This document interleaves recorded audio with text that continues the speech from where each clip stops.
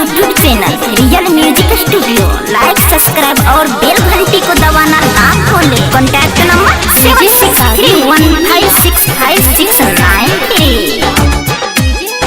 माँ को चुनरी चढ़ाएंगे,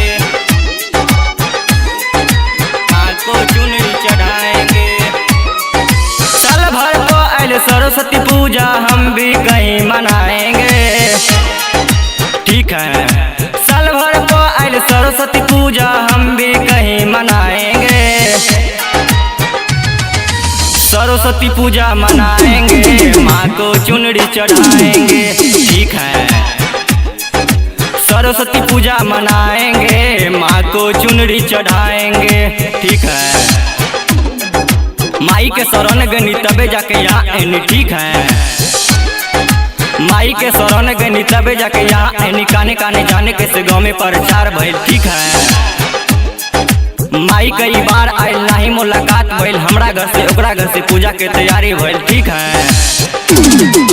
रहेंगे हम भी माई के शरण में, कभी न वहाँ से आएंगे, ठीक है। रहेंगे हम भी माई के शरण में, कभी न वहाँ से आएंगे। सरस्वती पूजा मनाएंगे, माँ को चुनरी चढ़ाएंगे, ठीक है। सरस्वती पूजा मनाएंगे, माँ को चुनरी चढ़ाएंगे, ठीक है। डीजे साही पूर्णिया, डीजे साही पूर्णिया,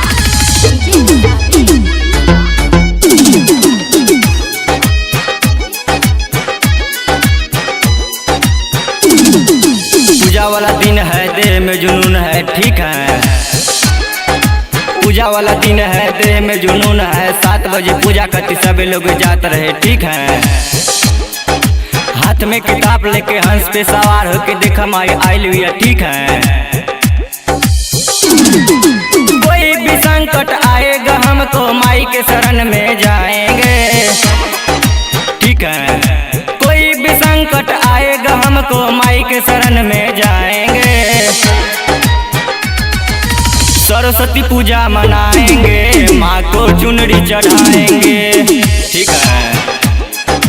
सरस्वती पूजा मनाएंगे, माँ को चुनरी चढ़ाएंगे, ठीक है। डीजे साही पूर्णिया, डीजे साही पूर्णिया, डीजे साही पूर्णिया।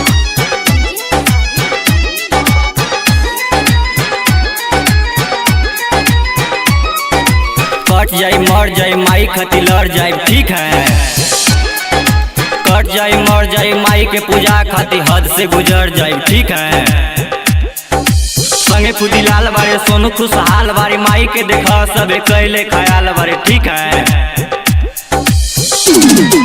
गावे लगितिया मनीष मवाली, देखा न सबके सुनाई के, ठीक है।